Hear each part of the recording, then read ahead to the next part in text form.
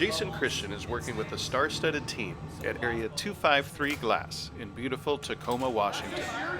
Today, the team will be combining their skills to make a red dragon. On the interwebs. Jason gathered up a little clear glass out of the furnace. He's going to use that to pick up a leg. Across the marble from Jason, Chris has a chunk of red glass. That red glass is going to get laid on the outside of the dragon's leg. Oh yeah, you got it. 100. Jason made the dragon's leg earlier at his own studio back in Seattle. He brought it down to 253 and put it in their pickup oven so he could heat it up and then add this new bit. Again, that's some of the red glass that Chris had earlier. He got it hot and brought it over so that Jason can snip, and then he'll go on to squeeze that down. This will be the armor on the side of the dragon's leg. 15 minutes before everyone's supposed to sit down. Each of the 4 dragon legs will rest in the garage until it's time to assemble the finished piece together. Entertainment channel and make more money that way than The final dragon leg is going to be a little bit different in that it's holding a crystal ball. Jason has gathered up some clear glass. He's starting to lightly separate it from the pipe with the jacks before picking up what we call the marble tool, which is essentially a metal ring on the end of a metal rod. With that tool, he can get a nice round marble shape and then cut it down a little bit more using these Ikebana shears. Yeah.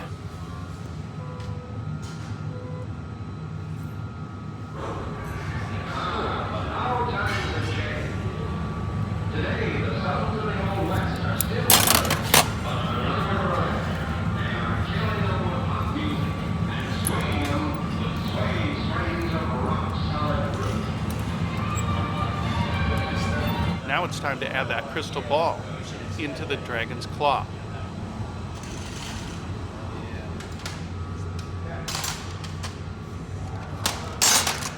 Have you worked the torch? Chris gave the ball a little heat.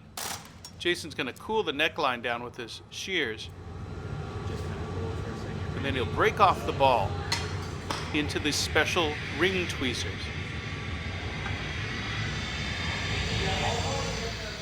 He's asked Chris to heat up the break-off area with the oxypropane torch and then to heat up the center of the dragon's claw before pushing the two together.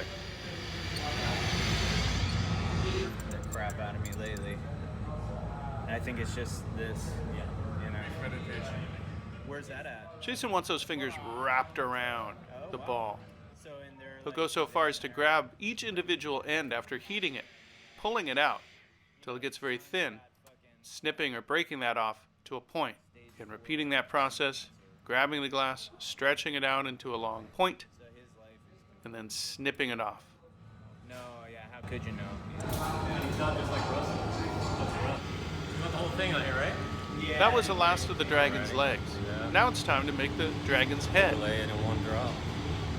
Chris has some of that red glass. He's brought it over to Randy, who has a clear bubble on the end of a hollow blowpipe. So far, everything we've seen the team make has been solid glass, but this is now a bubble, though it won't stay a bubble for long. Randy rolled the color back over the clear bubble, and now Jason has gone back into the furnace. This is where the liquid clear glass is kept at 2,100 degrees Fahrenheit. You can see the pot in there. It's like a big flower pot being used as a soup bowl. Right on the sill. That's where Patrick likes it. Perfect. In that pot is liquid molten glass. Jason would like to make everything out of pure color, but sometimes that isn't practical. In this case, he wants clear glass over the color, but just a little bit. So he's pulling most of the clear glass off the end. Don't tell him that. That clear glass will get recycled and thrown back into the furnace another day. Well, you got a good start going, whatever it is. So Jason has a bubble. He's going to stretch that bubble out, cut a little notch in the end, and blow.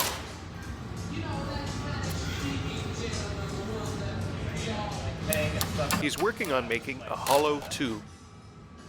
And then he'll make that tube into what we call a snorkel. Why so droopy? After opening up the end, Jason has started to bend the tube to an angle. That's definitely how I like to think of it. See, I didn't even have to say anything. Instead of turning while he gathers, he'll put that snorkel down and make a seal with the liquid glass on the surface of the furnace. People always ask me when you die if you can breathe in. Only when you inhale it, lungs full of hot glass. He's inhaling, literally sucking the molten glass up into the tube, just like a straw. Can't really turn the glass around too much, but he's letting it drip off so he doesn't trail any glass on the sill of the furnace. He's rolling around on the steel table. Cannoli, dude, I love it. You can see that opening in the end, filled with clear glass. Patrick, moment. Do you have a... He doesn't want an opening. He wants the color to wrap all the way around. So he's gone with his jacks. He's starting to squeeze the glass down, drawing the color from the sides into the center. He'll go in with his diamond shears and cut that extra glass off. It's still very hot, as we can watch it sink and melt in real time.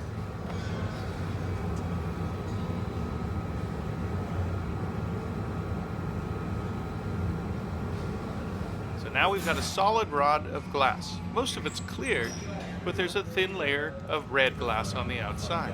Yeah, he is a strange cat. Yeah. It's time to shape the dragon's head. Jason's using the jacks to press 3 indentations into the circumference of the glass.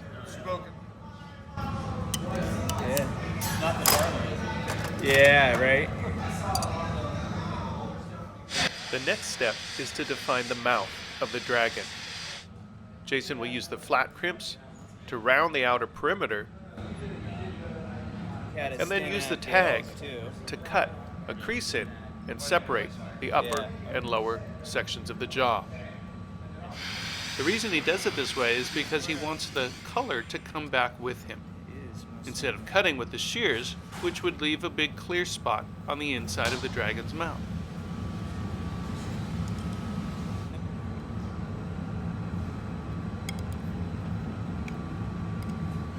Grego and Jack, T-Man on fire as well, yeah.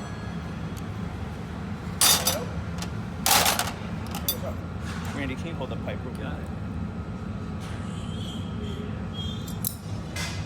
Jason is very concerned about keeping the dragon's head on center. Even though he knows the dragon is a mythical creature, it will look more realistic if everything is perfectly symmetrical. To create the dragon's snout, Jason will work from the outside and then on the inside with the interior sculpting Who made the tools. first set, Johnny? Yeah, my oral history of inside working was, first person I ever saw do it was Ruth King. Oh, really? And she didn't have any tools but conventional Italian tools. And she tied a torch on it, Bill Chuck to the bench, and she would blow hollow. You can hear the team talk about the development of this sort of technique, which is relatively new in the history of glass blowing. Jason uses the torch to spot heat the area he wants to move the most, and then he'll go and slowly push and pull the glass, These are the things that need to be focused. coaxing it into the form he has in mind. Lower. Jason is making a series of red dragons. They'll all be a little different, but they'll all go through the same steps to be completed. The next step is to create the lips and the teeth of the dragon, starting with first the bottom jaw, and then repeating the process on the top, heating, and then going in with a knife to cut a crease in the glass. I don't know The if I'd inside mess will with be the that. teeth. They're all made in China. The outside will be the lips. Same price as toothbrush, real quick. Some raging furnace, you know, like... Once the teeth are in place, the next step is to pull back the crease of the jaw and make sure everything is on center. Hey, looking back there.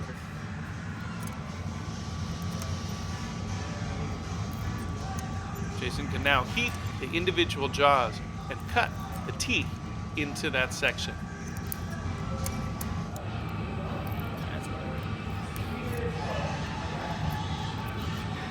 A little longer, but...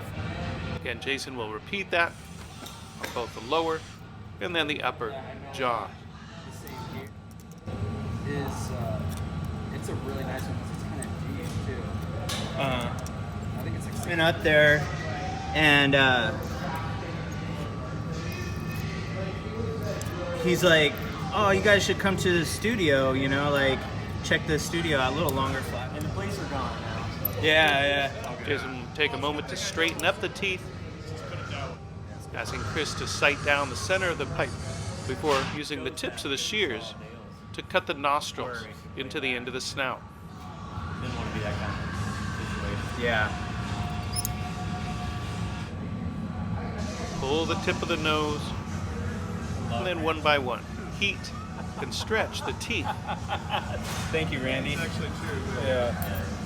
Yeah, that makes drawing it out to a long thread, and then breaking the thread to create a sharp point. Able to pull that off. But also kind of like the chewing produces the acid to it.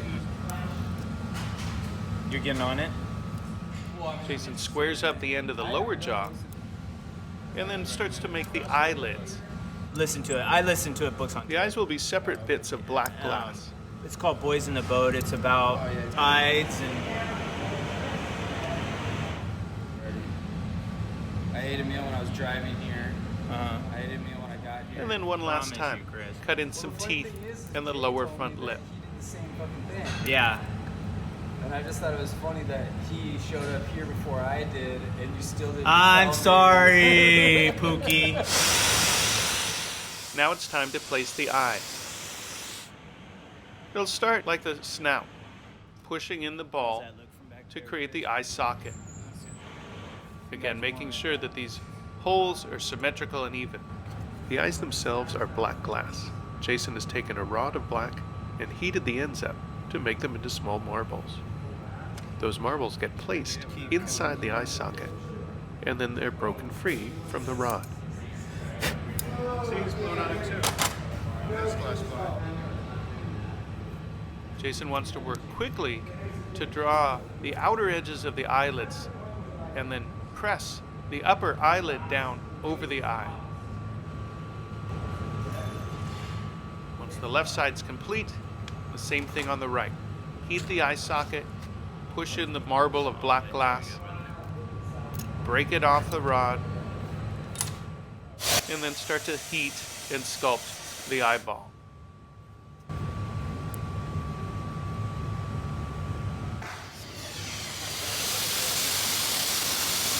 This, if you wouldn't mind.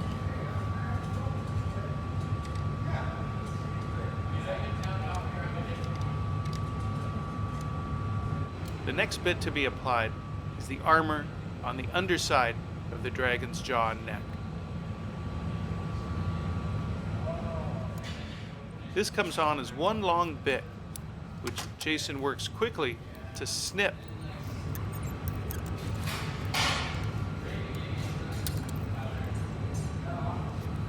Have you ever seen those dragons? Yeah, I love their piece in the auction. Have you ever seen her make one of those? With the lower armor in place, now the upper fangs can be applied. It's that same rod of red glass, this time simply poked in and stretched to be made into a point. Jason starts by heating the end of the rod where he wants it to attach to the mouth. Then he heats up a little higher, causing the glass to melt, where he can then stretch it and break it off into nothing. Later, obviously. And I remember the first time I got my opportunity to work with Pino. It's really amazing. Once the front of the dragon's face is pretty complete, it's time to break it off and work on the back of the dragon's head. To do that, a new rod was made, the punty. This will be the new handle for the piece. Not sleeping in Quantico for Holiday Inn. Jason will go in and expand that massive glass. He'll then snip on the top and the bottom to create two sides. Right. We got some galbosis here. Like a hard place. Working with the flat crimps, he can begin to squeeze those two sides and flare them out into the armor on either side of the dragon's head. Uncrimp my style.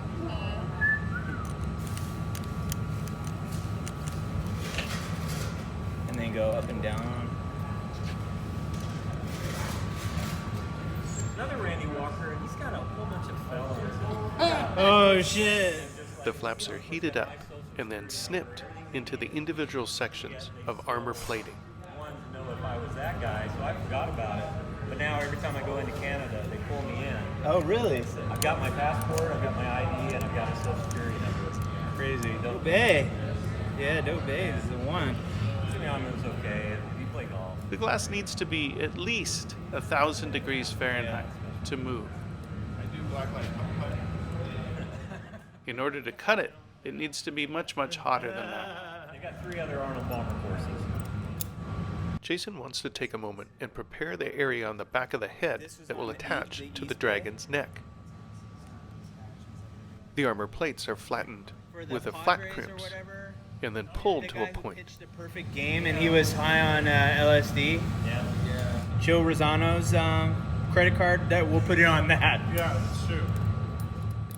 The reheating chamber used in the glass studio is called the glory hole. It burns at 2,300 degrees Fahrenheit. Do you need another door?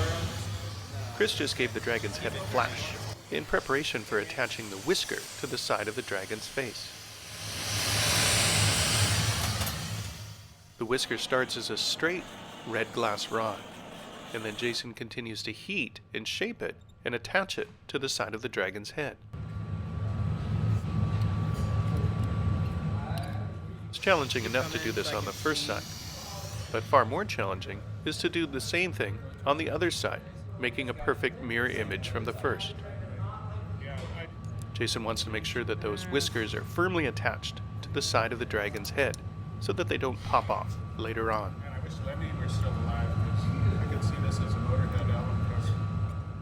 Once he's content that both the whiskers are symmetrical and even, the next step will be to attach the ears to the top of the dragon's head.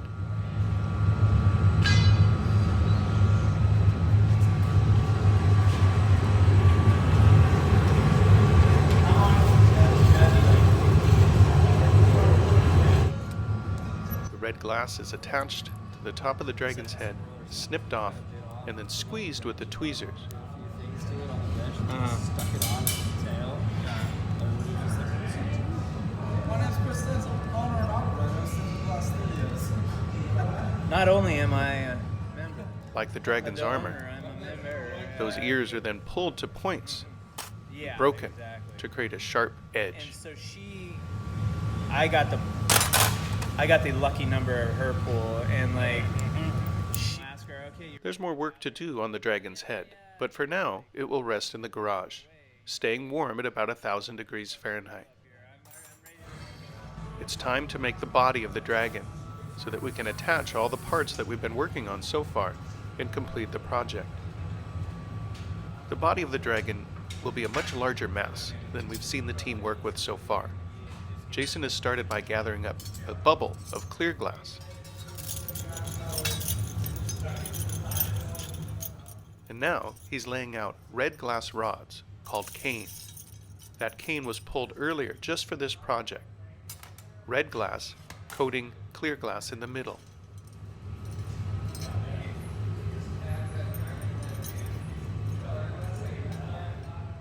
All the canes should be the same width, the same circumference, and the same density of color. my ears perked up. Yeah, my ears perked up. Yeah. We put the canes on a hot plate so that they get preheated and are less likely to crack before going into the hole. The cane will be heated up and melted together into a continuous sheet. That sheet then will be rolled up on the outside of Jason's bubble. You can see the edges of the cane got warm in the glory hole. Chris will lightly squeeze the canes together.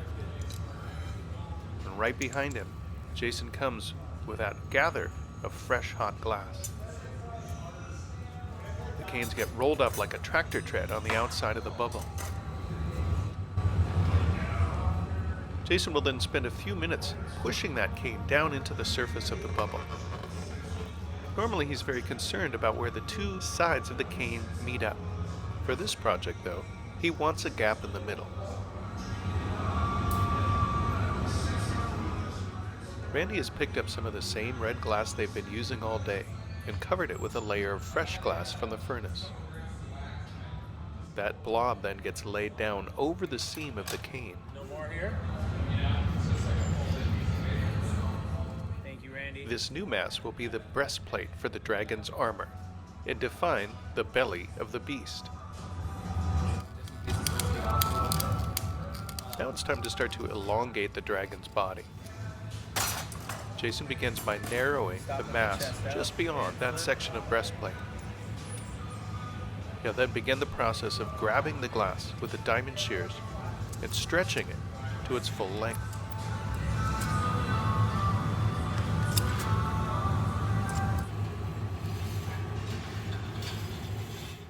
The team will repeat this process a few times, heating, stretching, and then pulling the mass until it gets to the desired length. As Jason and Chris work together, they're especially concerned about keeping all the canes straight. And that one, okay, yeah.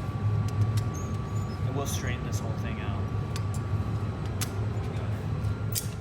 Once this side of the mass has reached the desired length, Do a little rotation. Jason will start to nip in a bit with the diamond shears in preparation for removing some of the extra material.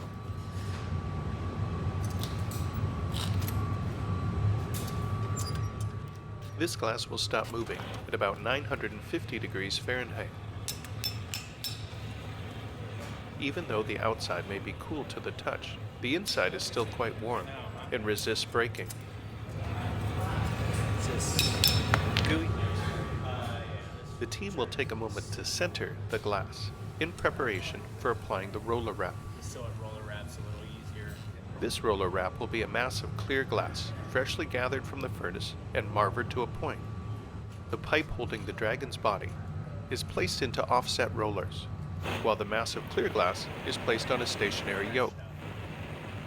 When Chris spins the pipe, it turns like a screw, and that thread of clear glass gets stuck to the outside of the body. This will be the armor around the dragon's body. Randy is using the torch to make sure that thin thread of glass doesn't cool down too quickly and pop off. And we got to make sure that we keep the chest straight, you know what I mean? From here, the team can start to draw out the curves of the dragon's body and tail. Alrighty. Down and then flip towards me. Is that looking pretty straight, Patrick? Yeah, man. Watch the... Jason wants a long, fluid, graceful curve, so he'll take his time and work each section individually.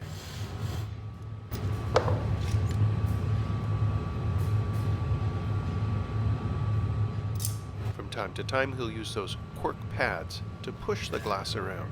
So we want it looking this way. The right side. Yeah. Oh, dude. He'll trim the neck to create the place where the dragon's head will attach to the body.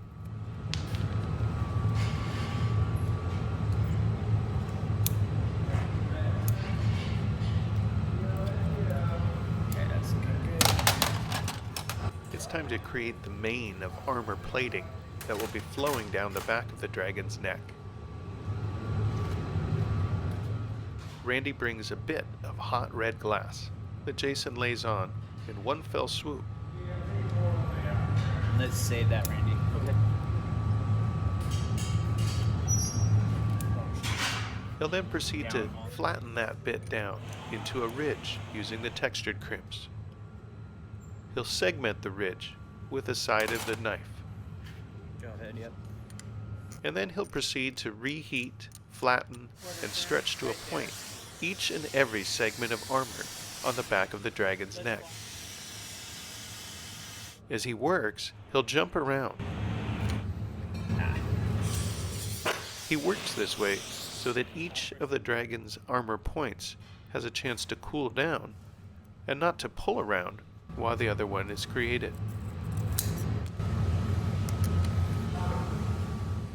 It's time to begin work on the dragon's tail. In order to access the tail, we need to break it off the blowpipe.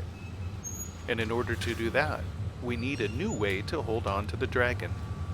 Randy is making that now, a new punty.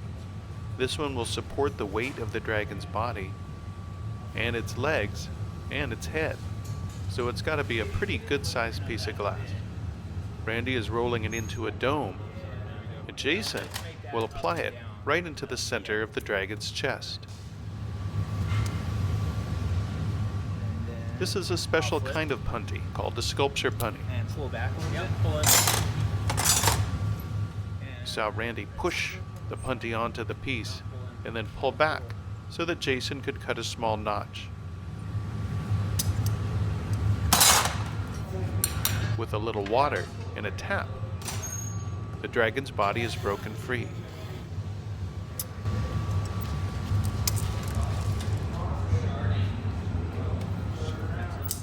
Chris has picked up another bar of red glass from the color of it in preparation for creating the armor plates on the back of the dragon's tail.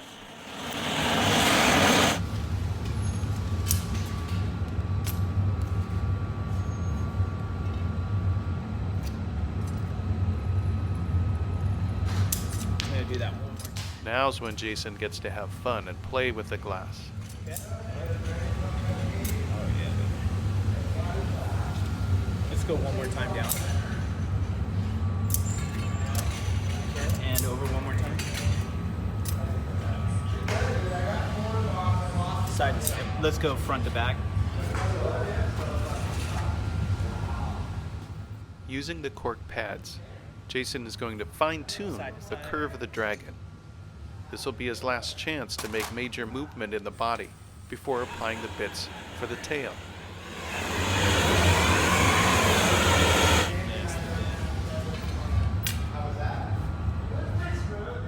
There are few things more exciting than laying down a half a bar of beautiful red glass in one fell swoop.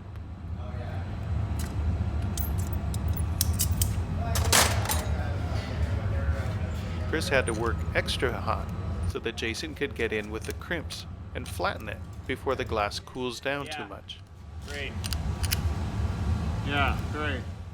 Just like the armor plating on the back of the neck, Jason segments the long bit into sections and then heats each section in turn and pulls it to a point to create the spiny armor plating for the back of the dragon's tail.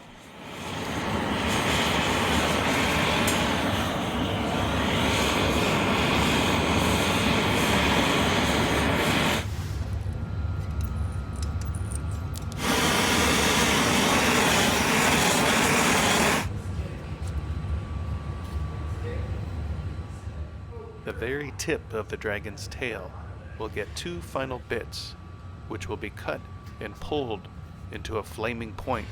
Easy side first.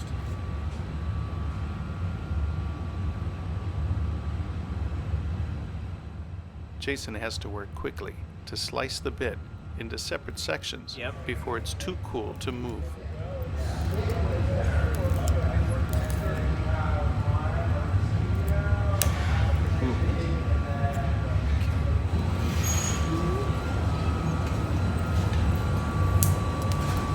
Perfect bit. Chris knows that Jason will expect this new bit to be just like the last one. He heats it in the furnace, while Randy heats the dragon in the glory hole.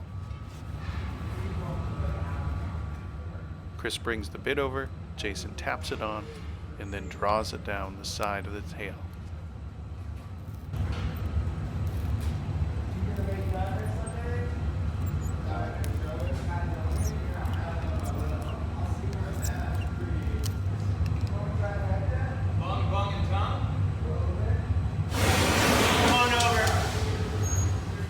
It's taken over 4 hours for the team to create all the parts of the dragon: the legs, the head, and the body and tail.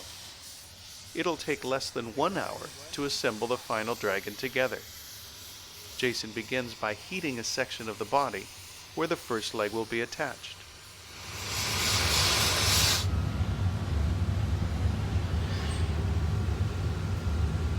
So we'll leave this one like that, and the other one's gonna go forward. The leg is brought from the garage, given a light flash, and then pushed into that hot section of the dragon's body. Jason will jump from the back left leg to the front right leg, and you can see how the canes get pushed out of the way as the dragon leg is pushed into the body.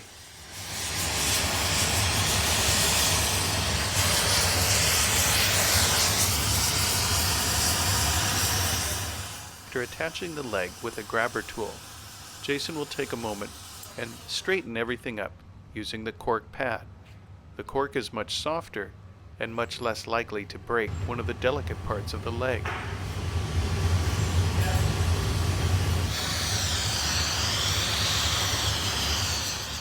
The fourth and final leg is the one holding the crystal ball.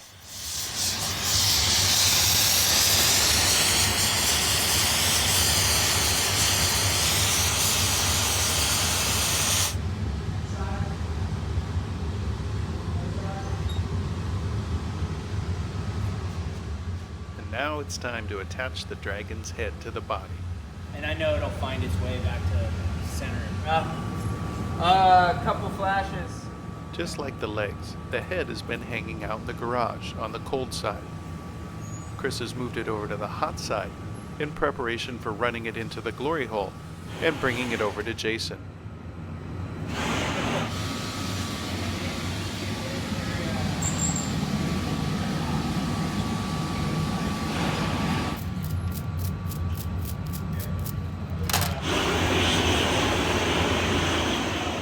Timing is everything as the team prepares to attach the head to the body. And open again.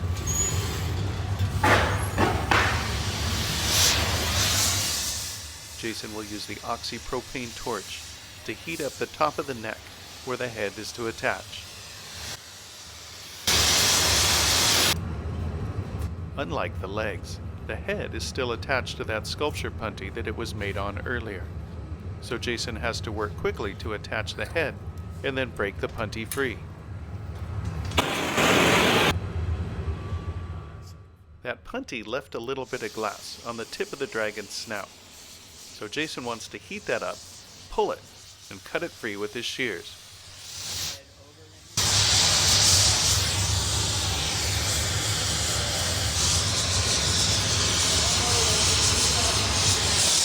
Jason thought he was just about done, but he forgot to attach the horns to the top of the dragon's head. He's having Chris bring those over now. Like the claws, the horns were made earlier back in Jason's studio in Seattle. He brought them with him, put them in the oven, and warmed them up so that he can attach the horns once all the larger pieces are already on the dragon. I'll come around this way. Actually, I take that back. You see how Chris hangs out under Jason with that paddle. If that small bit should drop, Chris could catch it. That's it. With the last piece in place, Jason will take a moment to fine-tune and straighten all the different parts of the dragon.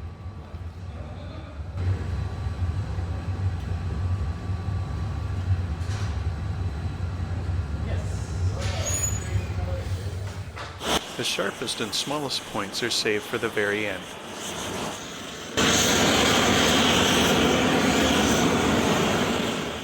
You see Jason use his finger to flick off the very tip of the dragon's tail.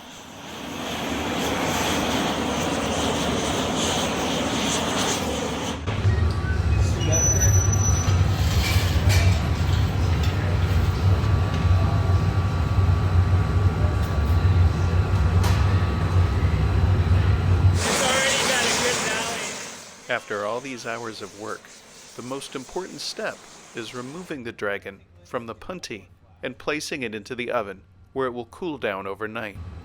Jason goes in with the shears and narrows that connection point on the puntee. Randy takes the final flash. You need the head up and down, right? Yeah. Alrighty. Here we go. Jason uses a little water to create a stress crack on the puntee. Chris grabs the piece with his Kevlar gloves and places it into the annealing Go ahead oven. and take it, Chris.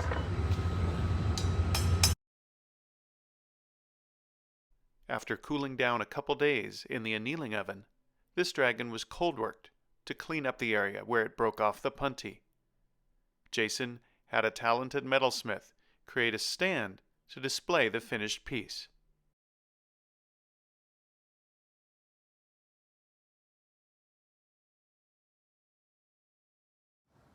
Jason Christian and his red dragon.